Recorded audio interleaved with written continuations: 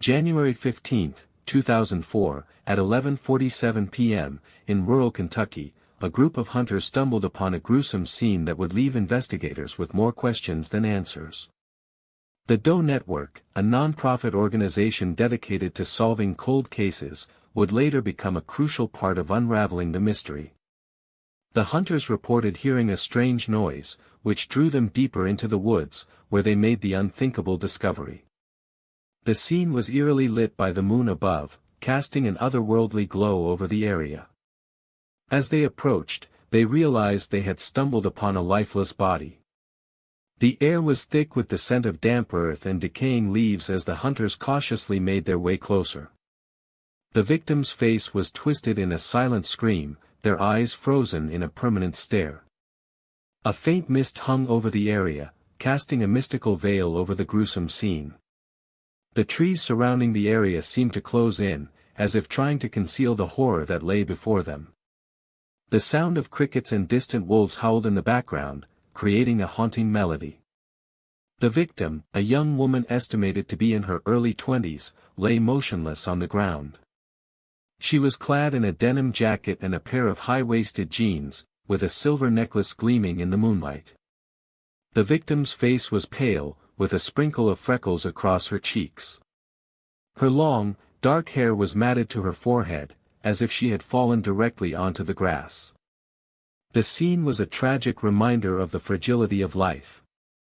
Witnesses reported hearing a faint scream in the distance, followed by the sound of rustling leaves.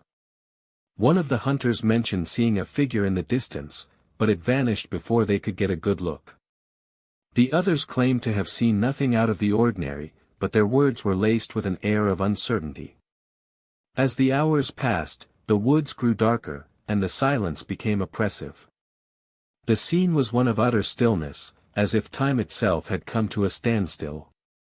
Before we go further, hit subscribe and the bell. We post new cases every single day. If you're new here, consider joining our community of true crime enthusiasts, and if you're a returning viewer, thank you for your support. We're glad to have you back. Let me take you back to the very beginning of this story, as we delve into the world of the Doe Network, and the fascinating work they do to bring closure to families and justice to victims. From unidentified bodies to missing persons cases, this organization has dedicated itself to solving some of the most baffling mysteries in modern history. Founded in 1998, the Doe Network has grown into a global force for good, with a dedicated team of volunteers and law enforcement working tirelessly to bring cases to a close. Through a comprehensive online database, they have created a platform for the public to engage with these cases, and provide vital information to investigators.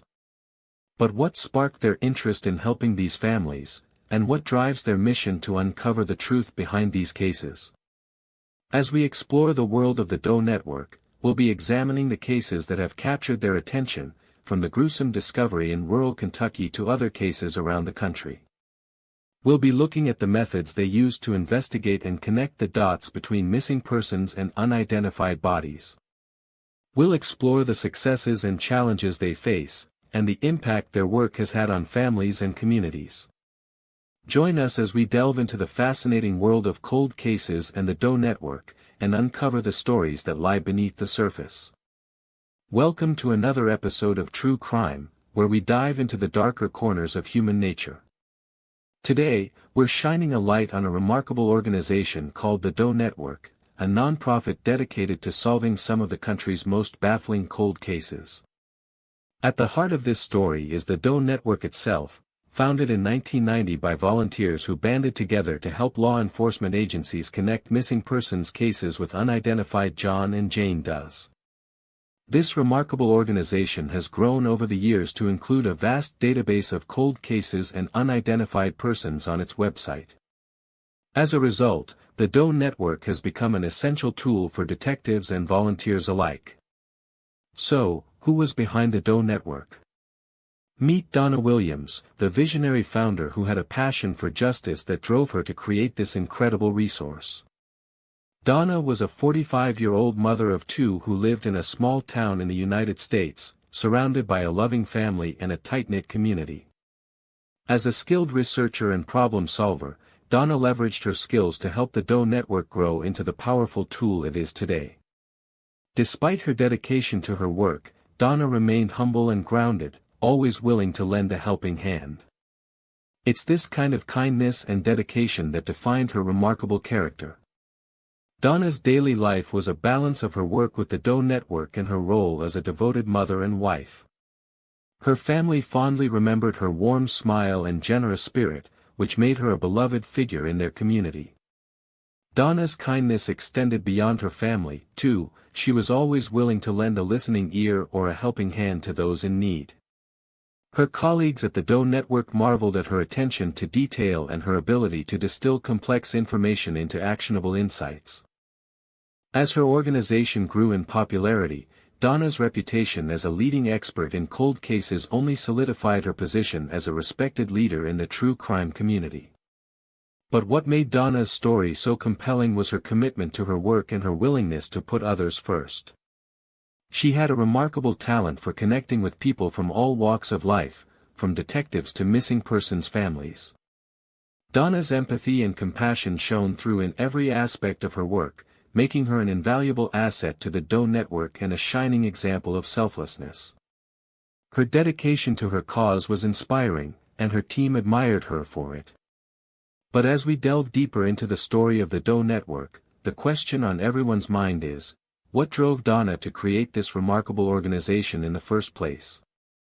The cold winter night of January 10, 1999, sets the scene for the creation of the Doe Network, a non-profit organization that would change the way we handle missing persons cases.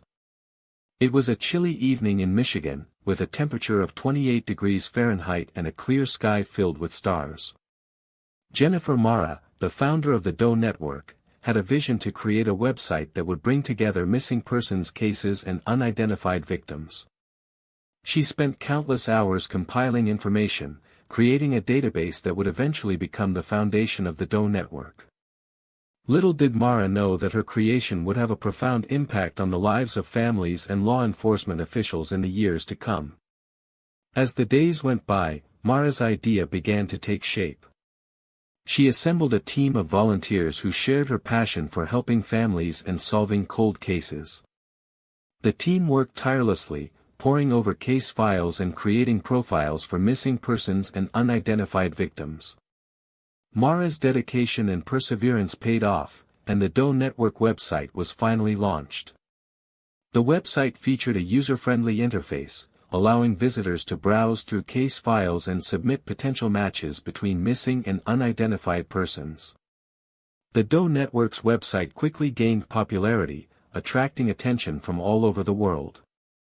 The sequence of events leading up to the creation of the Doe Network was a series of tireless efforts by Mara and her team. They worked closely with law enforcement officials, gathering information and creating profiles for missing persons and unidentified victims. The team also developed a system to match potential leads and submit them to authorities for further investigation. As the Doe Network gained momentum, Mara turned control of the site over to Helene Wallström of Sweden in 2001. Wallström joined forces with Todd Matthews of the Cold Cases Yahoo Group, and together they expanded the Doe Network's volunteer base. The organization's growth was nothing short of remarkable, with over 600 volunteers contributing to case reviews by 2019. One of the most shocking details about the Doe Network is the sheer number of cases they have helped solve. Since its inception, the Doe Network has assisted in identifying over 150 missing persons and unidentified victims. The organization's work has been instrumental in bringing closure to families, many of whom had lost all hope of ever finding out what happened to their loved ones.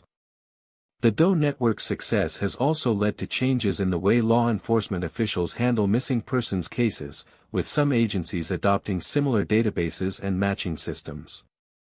The Doe Network's impact on the world is undeniable, and its work continues to inspire hope in the hearts of families and law enforcement officials alike. Police first responded to the Doe Network by utilizing their website for international cold cases and unidentified victims, but the initial response was largely passive. The organization's founder, Jennifer Mara, began collecting and publishing data from various law enforcement agencies, which helped spark interest in the cases. However, it wasn't until the involvement of Helene Wallstrom and Todd Matthews that the website started to attract a wider audience and attention from investigators. The Doe Network began to build a large database of missing persons and unidentified bodies, which ultimately caught the attention of the National Center for Missing and Unidentified Persons. This recognition further solidified the Doe Network's role in helping law enforcement agencies solve these cases. The key piece of evidence that changed everything was the facial reconstruction of a young woman known as Hope. Her remains were found in 1982 in North Carolina, but she was unidentified for over a decade. The reconstruction was created by Todd Matthews and his team of volunteers, who were part of a collaborative effort between the Doe Network and the National Center for Missing and Unidentified Persons. After analyzing over 400 photographs, law enforcement finally received a potential match from a volunteer, which led to a breakthrough in the case. This match ultimately shed light on Hope's identity, but unfortunately, her killer was never caught. The main suspects in the case of Hope were two men with a history of crime in the area. However, as the investigation continued, new evidence emerged, and the case began to unravel. One suspect, a local handyman, was questioned by investigators but eventually cleared due to lack of evidence. Law enforcement focused their attention on another suspect, a convicted felon with a similar MO, but they too were unable to crack the case. The investigation hit a dead end, and the mystery surrounding Hope remained unsolved for many years. The red herring that wasted months of investigation was a tip about a possible suspect who was later cleared due to alibis. Law enforcement focused their attention on this individual, poring over evidence and conducting multiple interviews. The lead seemed promising, but eventually, it turned out to be nothing more than a wild goose chase. The investigators' time and resources were wasted on a dead-end lead, which only served to further delay the resolution of the case. The community began to lose hope that they would ever find out who Hope was or what happened to her. The Doe Network, a non-profit organization working tirelessly to solve cold cases, has been a game-changer in the world of true crime.